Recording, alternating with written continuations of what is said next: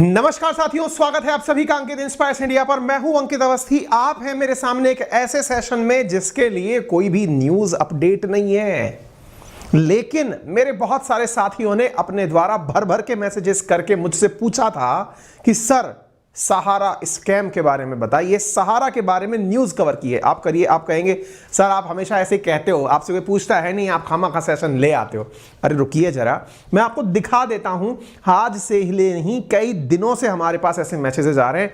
आप इन मैसेजेस को उठाकर देखिए, सहारा इंडिया पर लाइए वीडियो, सहारा पर बनाइए, सहारा का फर्ज, सहारा इंडिया, सहारा, ये सारे कमेंट्स हैं जो हमारे साथियों ने हमारे लिए किए हैं। सर सहारा इंडिया पर आप कमेंट वीडियो बनाइए। मेरे बहुत सारे साथियों ने जब ये सारे कमेंट्स हमें किए तो इन्हें ध्यान में रखते हुए इस सहारा स्कैम को बताने के लिए कि क्या है सहारा, क्योंकि आप में से बहुत सारे मेरे प्यारे दोस्त ऐसे हैं जिन्होंने जब जन्म लिया या जब दुनियादारी की समझ आई तब तक सहारा जेल में जा चुके थे, या यूं समझिए कि जब आपने दुनिया समझना शुरू किया उस समय तक सहारा का पतन हो चुका था, मार्केट में आप उसे नहीं देख रहे थे। क्यों? क्योंकि आप उस जमाने के हो सकते हैं, आप उस एज ग्रुप के हो सकते हैं जिन्होंने धोनी को क्रिकेट खेलते हुए, विराट कोहली को क्रिकेट खेलते हुए देखा हो। शायद आपने द्रविड़ और सचिन की वो रोमांचक पारी ना देखी हो। मैं ये क्यों बोल रहा हूं? क्योंकि असल में जिस समय सचिन का क्रेज चलता था उस समय टी शर्ट पर सामान्यतया जहां पर ब्रांड एंडोर्स किए जाते हैं वहां सहारा लिखा मिलता था, हेलमेट्स पर सहारा लिखा मिलता था। वही सहारा कैसे एक स्कैम बना, कैसे बैड बॉय बिलियनियर बना, ये सारी बातें आज के सेशन में हम आपके साथ करने वाले हैं। कैसे एक कंपनी जिसने कभी दुनिया की, या फिर ये कहिए इंडिया में जहां सबसे ज्यादा कर्मचारी इंडियन रेलवे के पास हैं, उसके बाद सेकंड लार्जेस्ट कर्मचारी रखने वाली कंपनी सहारा, वो कैसे ऐसी अवनति की तरफ गई कि आज आप में से बहुत से लोग उसका स्कैम लिख करके सवाल पूछना चाहते हैं। चलिए शुरू करते हैं। शुरुआत से सारी बातें बताते चलते हैं। सेशन के एक ही सेशन में ये सारी बातें कह पाना बहुत मुश्किल होगा, इसलिए हम प्रमुख वाक्यांश आपके साथ साझा करेंगे। यदि आप पहचान पाएं तो सहारा अपने आप को सहारा इंडिया परिवार के नाम से पुकारना पसंद करता है। परिवार जब आप शब्द बोलते हैं तो सुनकर के फील आता है कि हम सब एक दूसरे के साथ कनेक्टेड हैं। आप सहारा का सहारा प्रणाम लोगों को यूं करते हुए देख सकते हैं बहुत से विज्ञापनों में। साथियों कैसे ये फेम बना ये बताना बहुत आसान नहीं है, लेकिन फिर भी स्टोरी हम सुनाएंगे आपको। एक बार के लिए ये कौन थे, क्योंकि आज की पीढ़ी शायद इनके बारे में इतना ना जानती हो, इसलिए मैं पहला आपके सामने इनकी ब्रीफिंग कर देता हूं। चलिए शुरू करते हैं। पता है once upon a time India के द्वारा इतनी बड़ी पॉपुलेशन होल्ड किए जाने के बावजूद भी नेशनल एंथम अपने ही लोगों के द्वारा गाए जाने का रिकॉर्ड नहीं था। सहारा लोगों को बांधने के लिए एक इवेंट करवाए, और वो इवेंट था 6 मई 2013 को। इस इवेंट के अंदर सैकड़ों बसों में लाखों लोगों को लखनऊ शहर लाया गया, और एक मैदान में जहां पर लगभग 30 फुटबॉल से बड़े ग्राउंड बन सकते हैं, वहां पर लाखों लोगों को एक साथ खड़ा करके राष्ट्रगान गवाया गया। यह कारण केवल इतना था कि हम पाकिस्तान का रिकॉर्ड तोड़ना चाहते हैं। किस बात का? इतनी बड़ी जनसंख्या का एक ही स्थान पर खड़े होकर नेशनल एंथम गवाने का। आप हुजूम देखें, ये इनके कर्मचारियों का हुजूम था। यहां जिस व्यक्ति को आप चलते हुए देख रहे हैं यही है वो सुब्रतो राय सहारा, जिसके लिए लाखों लोग खड़े हैं जो कि इसके कंपनी के कर्मचारी बताए जाते हैं। यहां पर आप सहारा सुब्रतो राय को सहारा श्री कहते हुए सुन रहे हैं। यहां पर आप सुन सकते हैं ये व्यक्ति अपने द्वारा जो बातें, आप ये जो हुजूम देख रहे हैं, लाखों लोगों की भीड़ जो देख रहे हैं, ये इसके कर्मचारी हैं। इनका उद्देश्य यहां एकत्रित होने का केवल एक था, दुनिया को यह मैसेज देना कि हम कितने बड़े हैं, और दूसरा बड़ा मैसेज था कि दुनिया के लिए नेशनल एंथम का रिकॉर्ड अपने पास लेना। इन्होंने इस प्रकार से नेशनल एंथम गवा करके ना केवल नेशनल रिकॉर्ड अपने नाम हासिल किया, बल्कि दुनिया को यह दिखा भी दिया कि सहारा कितना बड़ा है। इसके बाद दुनिया भर के प्रमुख अखबारों में सहारा की खबरें छपना शुरू हुई। सहारा अटेम्प्ट नेशनल एंथम रिकॉर्ड। आप यहां पर ये वो दृश्य देख सकते हैं जो उस समय में शायद ही कोई ये सोच सकता था कि सहारा, जो कि देश के प्रधानमंत्री, देश के सेलिब्रिटीज, देश की एयरलाइंस, देश के न्यूज मीडिया, देश की क्रिकेट टीम, जहां तक आप चर्चा करें वहां तक सहारा ही दिखाई पड़ता था। वो सहारा आज चला कहां गया? आज सहारा के नाम पर कोई बात क्यों नहीं कर रहा है? और जो भी बात कर रहा है वो ये क्यों कर रहा है कि मेरे पैसे वापस लाओ? और ये कोई बहुत पुरानी बात नहीं है। पता है, ये सेशन करने से पूर्व मैं जब खुद अपनी टीम के साथ इस बारे में चर्चा कर रहा था तो वास्तविकता में रिसेंट डेज के अंदर केवल एक ही खबर सुर्खियों में है, सहारा हमारा पैसा कब दोगे? तो ये कौन सा पैसा ले लिया भाई? वही सब बातें आज के सेशन में हम बताएंगे। लेकिन अभी जिस तरह से हम लोग सहारा चिट फंड स्कैम की बात कर रहे हैं, सहारा स्कैम की बात कर रहे हैं, कुछ उसी तरह से एक स्कैम मैं आज आपको रिकमेंड कर रहा हूं कुकू एफएम पर। वही कुकू एफएम जो आपने मेरे कहने पर या तो अभी तक इंस्टॉल कर लिया होगा, जिसका लिंक मैंने आपको कमेंट बॉक्स में और डिस्क्रिप्शन में दिया हुआ है। और अगर अभी तक नहीं किया है तो अभी वहां पर जाइए और सुनिए शारदा चिट फंड स्कैम। साथियों, ये एक बहुत ही इंटरेस्टिंग ऑडियो बुक है जो कि कुकू एफएम पर अवेलेबल है। कुकू एफएम खुद 7 भाषाओं में अवेलेबल है और आपको एप्पल प्ले स्टोर या और प्ले स्टोर के ऊपर उपलब्ध है। आप वहां से इसे डाउनलोड कर सकते हैं। सबसे इंटरेस्टिंग बात यह है कि ये 10,000 से ज्यादा ऑडियो बुक्स, जिनमें आप नोट्स बना सकते हैं, जिनके अंदर आप स्लीप मोड एक्टिवेट कर सकते हैं या फिर और भी तमाम फैसिलिटीज, जैसे आप उसको सोते समय सुन सकते हैं और वो ऑटोमेटिक ऑफ हो जाएगा। इन तमाम सुविधाओं के साथ अगर आप चाहते हैं तो इसे यूज करिए। कोड है मेरा अंकित 50, जिसका यूज करने पर आपको 399 का 1 साल का सब्सक्रिप्शन मात्र 199 में अवेलेबल हो जाता है। यूज अंकित 50। भी एक बार थोड़ा और इनके बारे में जान लीजिए। ये वही Guinness book of world record है जो गाने के ऊपर है, और ये नेटफ्लिक्स की वो वेब सीरीज है जो इनके ऊपर बनी है, जिसका नाम है बैड बॉय बिलियनियर। IMDb पे इसके अंदर 7.9 रेटिंग है। इंडिया के जो बिलियनियर्स थे जिन्हें बैड बॉय कहा गया, जिनमें विजय माल्या, नीरव मोदी जैसे लोग शामिल हैं, इनको साथ में रखते हुए किया गया। साथियों, एक समय था जब इनके पास 11 लाख से ज्यादा कर्मचारी real estate, finance, infrastructure, media, entertainment, health care, hospitality, retail, information technology, इन सब में हुआ करते थे। 11 सालों तक यह ग्रुप टीम इंडिया का स्पॉन्सर रहा। IPL के अंदर पुणे वॉरियर टीम के मालिक भी सुब्रतो रॉय रह चुके हैं।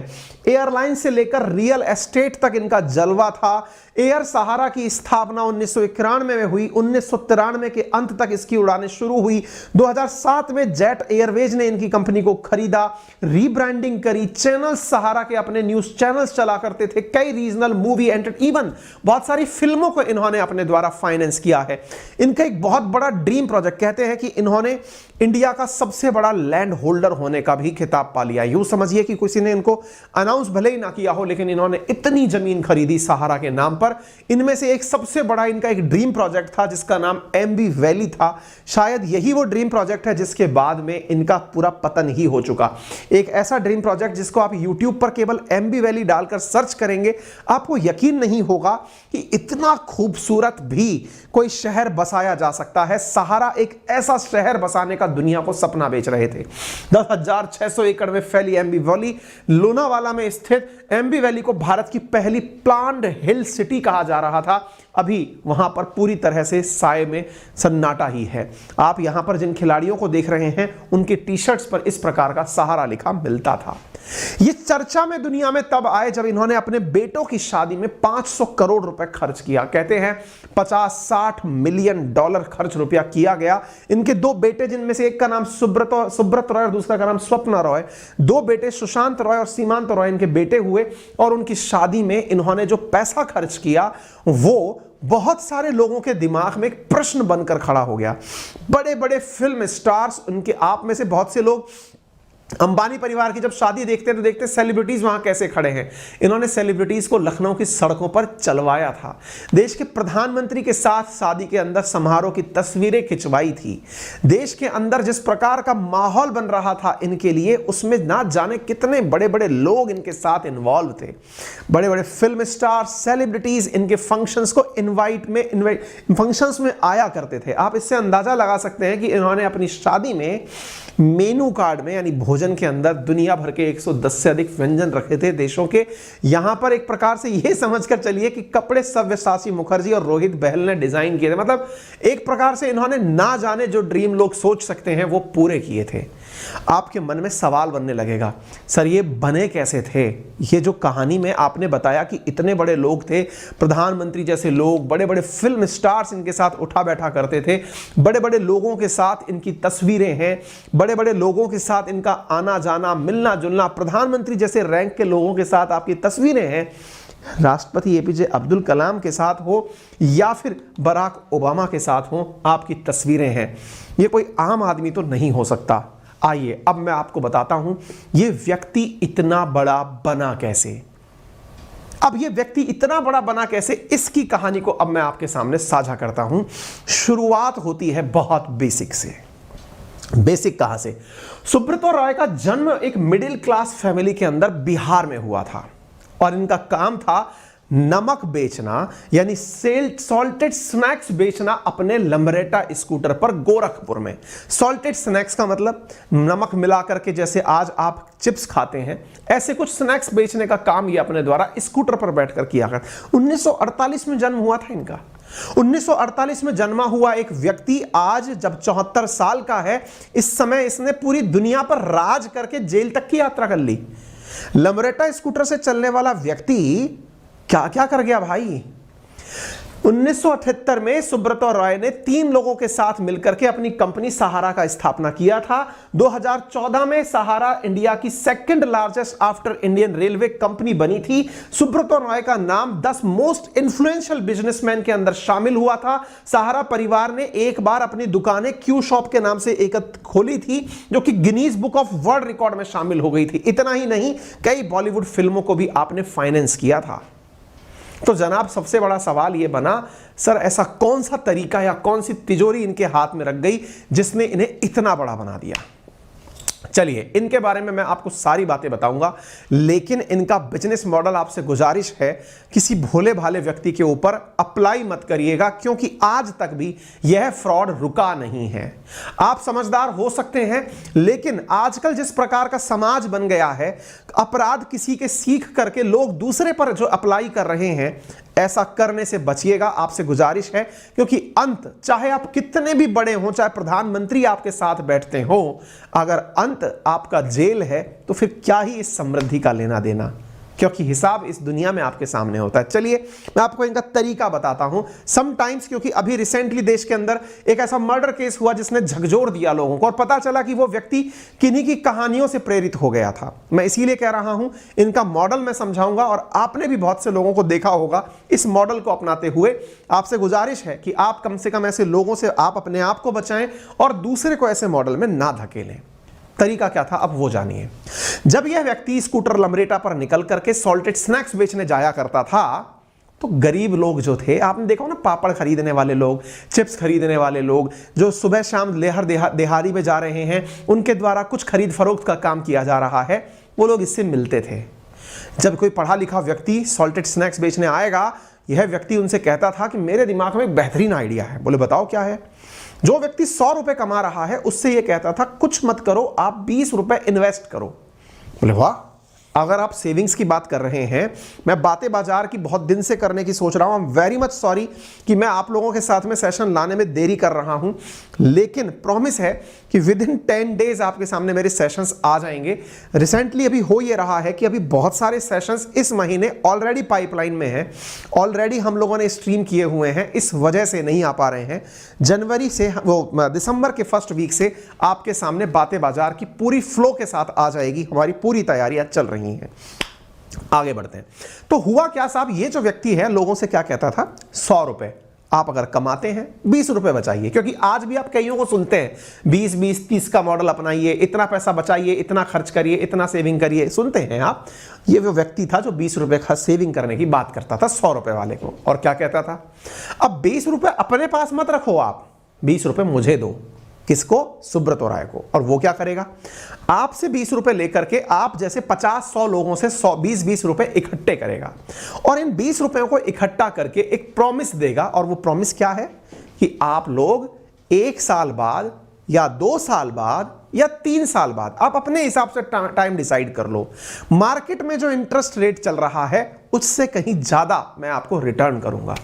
भाई साहब, जनाब का प्रॉमिस ये था उसके दशक में 1978 के अंदर, प्रॉमिस दुनिया को ये था, जब दुनिया एकदम भोली भाली भूख से पीड़ित गरीबी हटाओ का आंदोलन चल रहा है, उस समय ये दुनिया को बेच रहा है कि आप मुझे पैसा दो, मैं आपको 1 का 2 करके दूंगा 3 साल के अंदर। यानी 10 रुपया दिया तो मैं 20 बना दूंगा, 20 दिया तो 40 बना दूंगा। लोग जो गरीब होता है, देखिए इस दुनिया में अगर सबसे अधिक कोई फंसता है तो वो व्यक्ति जिसके पास धन नहीं है लेकिन उसे धन पाने की लालसा है, तो वो ऐसे रास्तों पर विश्वास कर लेता है। विश्वास पाने के लिए ये व्यक्ति क्या करता था, वो जो 10 का 20 बना हुआ है ना, उस 20 वाले व्यक्ति को 20 पकड़ाता था। अब आप पूछेंगे ये कैसे संभव है, बताता हूं मैं। ये तरीका क्या होता था, इस तरीके को फिलहाल के लिए समझिए, ये इन दिनों भी हो रहे हैं, इसलिए ये अवेयरनेस के रूप में भी काम लीजिएगा। जैसे मान लीजिए कि मैंने 50 लोग अपने पास ऐसे पकड़ लिए जो 20-20 रुपए के थे, लेकिन 50 की 50 एक दिन के अंदर तो नहीं आएंगे ना। 10 आए, 20-20 रुपए दिए, मुझे पकड़ा दिए।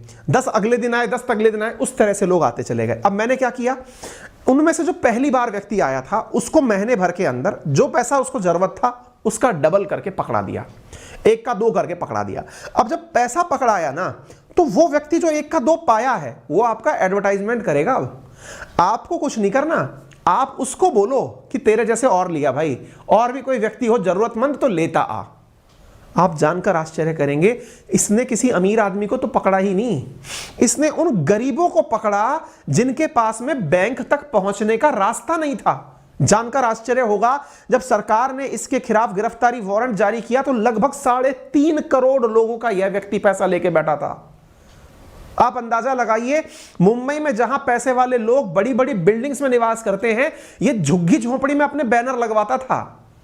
यानी इसने गरीबों को चूसा था, उनको ये सपने दिखाता था, इतना दो मैं इतना बनाकर दे दूंगा, और फिर चेन से चेन बनाते चले जाओ। तो आप सवाल पूछेंगे क्या ये वाकई में पैसे लौटाता था? बिल्कुल। 3 साल की गारंटी, 5 साल की गारंटी, 3 साल में डबल, 5 साल में चौपल। आपका दिमाग भन्ना जाएगा, क्या बात कर रहे हो आप? 3 साल होकर के पैसे मांगने गए, सर मेरे 3 साल पूरे हो गए, मुझे पैसा दे दो। बोले ये पकड़ो पैसे, आपको पैसे दे दिए। पैसे सर दिए कैसे? अरे भाई तुम्हारे ऊपर तो इन्वेस्टमेंट किया जा रहा है, तुम 100 भाई और लाओगे, उनका पैसा मैं तुम्हें दे दूंगा। लेकिन सर अगर बार वो 100 भाई आ गए तो वो तो 3 साल बाद आएंगे ना, तब तक तो तुम इतने लोग खड़े कर दोगे कि उनका पैसा उनको दे दूंगा। बोले सर ये तो बैंक हो गई। और नहीं तो हम क्या कह रहे हैं, जब उस समय देश में बैंकिंग तक, जो आज मोदी जी ने जनधन आधार मोबाइल चलाया है, जो जनधन अकाउंट खुलवाए गए हैं, उस समय ये जनधन अकाउंट वो खोल रहा था, लोगों को बैंकिंग के नाम पर अपनी बैंक से जोड़ रहा था, अपना ही धंधा चल रहा था, और इसको चिट फंड नाम दे रहा था। साथियों आप अंदाजा नहीं लगा पाएंगे, 3 साल बाद जब कोई व्यक्ति इसके पास पैसे मांगने जाता, जब बड़ी मात्रा में लोग पहुंचते कि सर हमारा पैसा डबल हो गया क्या, उसको कहता कितने साल में डबल हुआ है? 3 में। चलिए भाई इनको एक ऑफर दो, अगले 5 साल में इनका 3 गुना पैसा कर दो। वो व्यक्ति सोचेगा यार मेरा तो 9 साल में वो होता, अच्छा आप नए हो, चलो 6 में कर देना इनका। ये जो तरीका इसने अपनाया ना, इससे लोगों के अंदर और लालच आ गया, और लालच फंसाने की जड़ होती है। व्यक्ति फंसते चले गए। इसने जो पैसा कमाया उन लोगों से, इसका हालत ये हो गया कि जो कंपनी इस तरह से खड़ी हुई थी उसने मतलब अति मचा दी साहब। इससे ज़्यादा तो और क्या कह सकते हैं कि निवेशकों तक इसकी हालत ख़राब होनी थी। क्या कहानी हुई अब मैं आपको आगे बताता हूँ। हुआ ये सब चलता जा रहा था, फिर आप कहेंगे जब इतना ही बढ़िया था तो इसका पतन क्यों हुआ, इसका अंत कैसे हुआ, अब वो भी जान लीजिए। हुआ क्या ना कि जब इसने लोगों से पैसा इकट्ठा किया, देने की बारी आई, आती चली गई, अब इसकी भूख बढ़ गई। भूख बढ़ गई का मतलब क्या हुआ कि यार मैं अभी एजेंट बनाता हूं। ये क्या करता था, खुद नहीं जाता था, अब एजेंट बनाता था। जिनको पैसा मिल गया उनको नौकरी दे दी कि जाओ तुम्हारी नौकरी लग गई, अब तुम क्या करो, लोगों को लेके आओ, इतना परसेंटेज तुम्हारा, आगे बढ़ते रहो। लोग इस पर विश्वास करने लग गए। लोगों को ये परिवार का सदस्य कहने लगा। परिवार का सदस्य के ऊपर इन्होंने नमस्कार की जगह चलाया सहारा प्रणाम। सहारा प्रणाम के साथ साथ खुद को कहता था सहारा श्री, जो कि एक फादर तुल्य अपने आप को इमेज दिलवाता था। अच्छा, लोग इसके प्रति जबरदस्त वफादार। बहुत सारे लोग ऐसे जो कि हर जगह कहते फिरते, कोई ऑटो वाला कह रहा है मेरा तो घर ही इन्होंने बनाया है साहब, कोई कह रहा है मेरी बच्चियों की शादी इनके कारण हुई है साहब। हर कोई मुंह, भाई जिसको पैसा मिल गया वो तो बहुत तारीफ करेगा ना, और जिसको पैसा मिल गया वो 100 जगह गाएगा इसने इस तरह से लोगों को पैसा दे दे करके डबल कर करके दिया, तो वो सब प्रशंसक बनते चले गए। अब इसकी भूख बढ़ती चली गई। इसने कहा यार अब थोड़ा बड़ा गेम खेलते हैं, क्योंकि इतने सारे लोग अपने साथ जुड़ चुके हैं। जब इसने और बड़ा गेम खेलने की शुरुआत की, वो शुरुआत थी वर्ष 2009 से। ये जो अब तक लोगों को पकड़ पकड़ के जोड़ रहा था ना, इसके बाद इसने तरीका अपनाया कि अपन को अब चलना चाहिए शेयर मार्केट में, अपन को लाना चाहिए आईपीओ, इनिशियल पब्लिक ऑफरिंग, जिसमें क्या होता है, अभी तो हम जाकर के लोगों को जोड़ते हैं, एजेंट जाके जोड़ता है, एजेंट सिस्टम भी हटाओ, सीधा अब लोग ये सुनेंगे कि सहारा का आईपीओ आ रहा है, तो उसमें लोग ऑटोमेटिक पैसा लगाएंगे, बड़ी मात्रा में लोग पैसा लगाएंगे। हमारे पास इतना बड़ा एम्पायर है, आप सोचो लखनऊ में साहब इसका अपना एक शहर बसा हुआ है, खुद का मकान इसका व्हाइट हाउस जैसा है, लोगों को इतना सपना बेचा है ना ये व्यक्ति।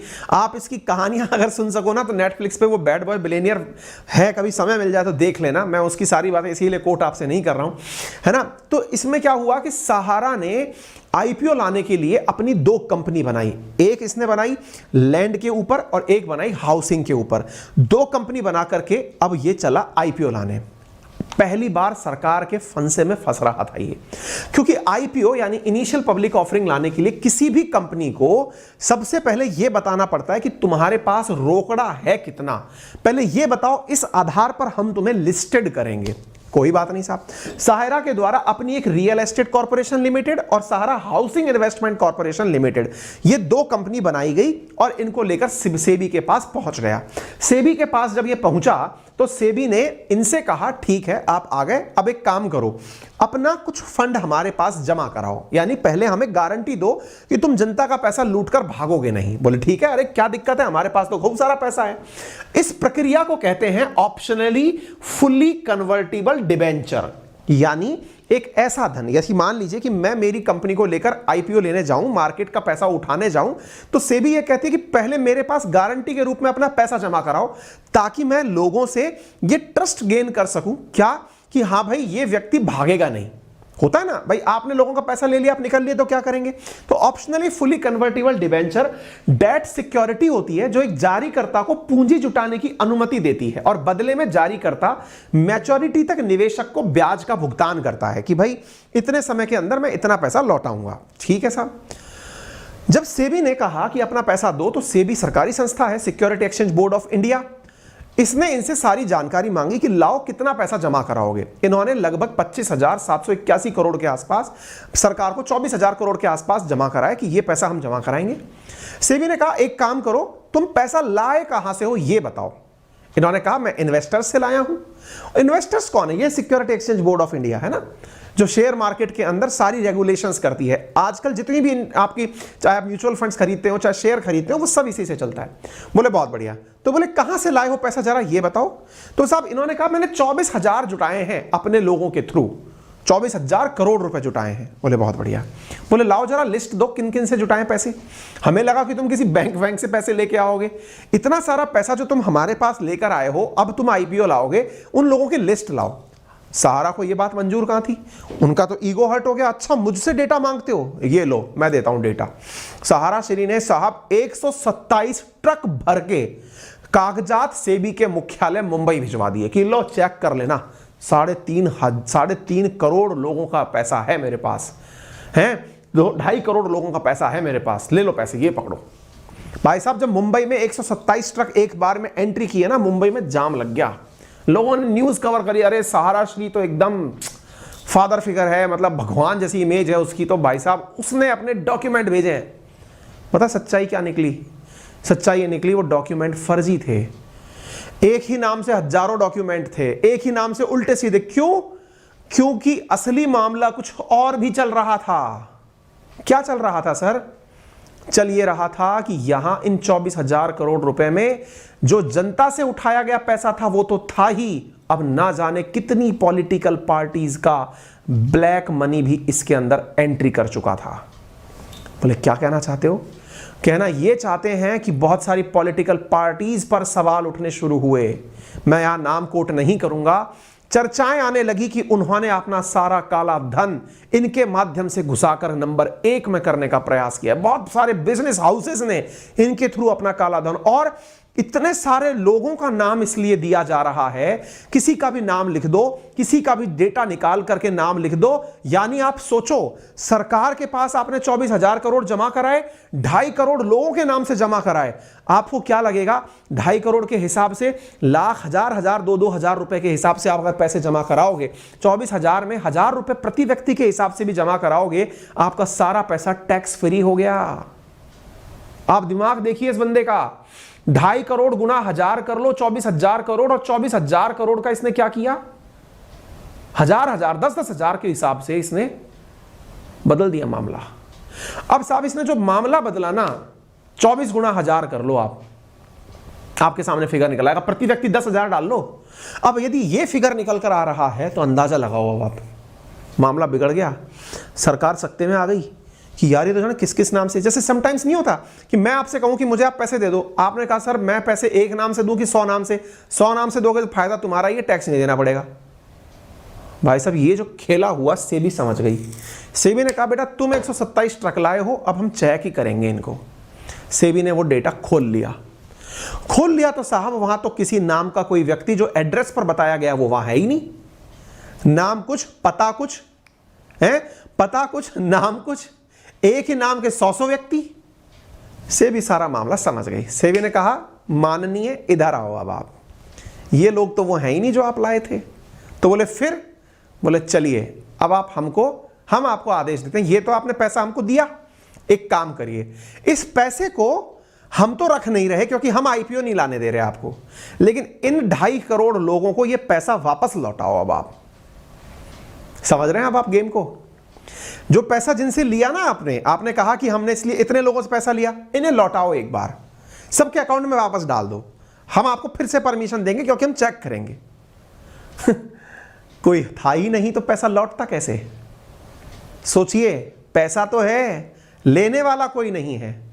आप कहेंगे अरे सर वो जो बेचारे इतने सारे इन्वेस्टर्स का पैसा लगा, अरे छोड़िए, गरीब जनता की यहाँ कोई फिक्र नहीं कर रहा है, यहाँ कुछ और ही खेला हो रहा है। नंबर 1 के बनाने के चक्कर में बहुत सारा काला धन अंदर है, लेकिन अब वो लौट नहीं पा रहा है। सेबी पहुंची सुप्रीम कोर्ट कि सर जी ये आदमी जाली है, पैसे नहीं लौटा पाएगा, इस आदमी को टिकाओ। अब आप, सुप्रीम कोर्ट ने 2014 में लखनऊ पुलिस को कहा डालो जेल में इसको, 2 साल के लिए तिहाड़ गया। अब आप कहेंगे 2 साल के लिए तिहाड़ गया, उसके बाद क्या? सेबी ने कहा पैसा लौटाओ निवेशकों को। आप जानकर आश्चर्य करेंगे, सहारा को अभी तक लोग ही नहीं मिले जिनको वो पैसा लौटा पाए। 2022 तक जो डेटा निकल कर आया है ना, मैं आपको वो फिगर दिखाना चाहूंगा एक बार के लिए। जो इन्वेस्टर्स की मनी लौटने की बात हुई थी, वो मनी अभी तक कितने निवेशकों की लौटी है, मैं वो फिगर डायरेक्ट आपको लेके चलता हूं। ये देखिए, मात्र 138 करोड़ रुपए वर्ष 2012 से लेकर अभी तक सहारा लौटा पाया है। आपके दिमाग में प्रश्न बनेगा, तो सर एक बात बताओ, सेबी का जो कहा हुआ पैसा है वो सुप्रीम कोर्ट के आदेशों के अनुसार लौटाने के नाम पर निवेशकों को दे क्यों नहीं दिया जाता? उनको क्यों नहीं दे दिया जाता जिनका बेचारों का चिट फंड अटका था? अरे भाई, ये तो 2 कंपनी के नाम से पहुंचा था ना सेबी के पास। सेबी उन लोगों को कैसे पैसा लौटा दे? आप सोचो, यहां मात्र 19,644 आवेदन मिले। कितना सरप्राइजिंग है कि 2.5 करोड़ लोगों का पैसा था, 19,644 लोगों का ही आवेदन मिला है पैसा मांगने के लिए। यार फर्जीवाड़ा इससे ज्यादा अंदाजा कैसे लगाओगे? हमारे देश में 2.5 करोड़ जो एप्लीकेशंस थी, हैं कहां? वो पैसा ही नहीं मांगने आ रहे। सेबी कह रही है मेरे पास पैसा रखा है, ले जाओ, कोई आ ही नहीं रहा लेने। आप अंदाजा लगाओ इस बात से, जब पैसा लेने नहीं आ रहा। अब आप पूछेंगे सर लेकिन जनता परेशान क्यों है? बहुत सारे लोगों का पैसा अटका हुआ है, वो परेशान क्यों है? वो इसलिए परेशान है क्योंकि उनका नाम ऊपर नहीं भेजा गया। उनका नाम तो इसकी और कंपनियों में है, रियल एस्टेट कॉर्पोरेशन के अंदर, सहारा हाउसिंग इन्वेस्टमेंट के अंदर, क्रेडिट कोऑपरेटिव सोसाइटी के अंदर, क्रेडिट कोऑपरेटिव ह्यूमन, ये सहारा यूनिवर्सल मल्टीपर्पज सोसाइटी के अंदर, स्टार मल्टीपर्पज कोऑपरेटिव सोसाइटी के अंदर लगभग 13 करोड़ इन्वेस्टर्स का पैसा है। लेकिन वो लोग नंबर 1 के लिए उसने आगे भेजे ही नहीं। अब जब सहारा सारी तरह से समाप्त होने की स्थिति में पहुंचा, सहारा सफाई देता फिर रहा है, इन्वेस्टर चिंतित ना हो, मैंने आपका 1,12,454 करोड़ रुपया डिपॉजिट कर रखा है, लौटाओगे कब? सहारा परिवार से आम आदमी जो हमें मैसेज करके पूछ रहा है ना बार बार, वो ये पूछ रहा है कि हमारा जो पैसा 1 का 2 होने गया था वो कब लौटेगा। और सबसे ज्यादा पता है मौत इसमें किसकी हुई है? ये तो बड़े लोग हैं, ये तो ऊपर चले गए। जो एजेंट बने थे ना, एजेंट यानी जो जा जाकर के लोगों से पैसा लेके डबल करने की बात करते थे ना, वो इस समय अपने सारे रिश्ते खराब कर चुके हैं। क्योंकि व्यक्ति बहुत गरीब था जिसने पैसा लगाया था। बहुत से लोगों का पैसा लूट करके ये लोग दुनिया में राज कर रहे हैं, जेल से बाहर आ चुके हैं। देश में और इससे बड़ी कोई सजा है नहीं। फाइनेंशियल फ्रॉड के नाम पर किसी को भी आप मृत्यु दंड देने की तो प्रावधान अभी तक बनवाए नहीं हूं। कुकू एफएम यूज करिए। कोड है मेरा अंकित 50, जिसका यूज करने पर आपको 399 का 1 साल का सब्सक्रिप्शन मात्र 199 में अवेलेबल हो जाता है। फिलहाल के लिए इतना ही। जानकारी अच्छी लगी हो तो सेशन को जरूर शेयर करें। उम्मीद की जा रही है कि जल्दी ही अंकित परिवार आप सबकी दुआओं से आगे बढ़ता रहेगा। सेशन को पसंद करें तो आप इसको जरूर लाइक करें, सभी साथियों से शेयर करें। कमियां सेशन में जरूर रह गई होंगी क्योंकि कहानियां कहने के लिए बहुत थी, फिर भी हमने हल्का सा ब्रीफ आज की युवा को बताया है कि वो इस बहाने कम से कम किसी फ्रॉड में ना फंसे। अगर आपको हमारी जानकारी पसंद आई हो, चैनल पर नए हैं तो सब्सक्राइब करना ना भूलें। इस कंटेंट की पीडीएफ मैं आपके साथ हमारे टेलीग्राम चैनल अंकित अवस्थी सर, जो कि वेरीफाइड अकाउंट है, और GK by Ankit Awasthi sir पर साझा करूंगा। फिलहाल के लिए इतना ही। धन्यवाद।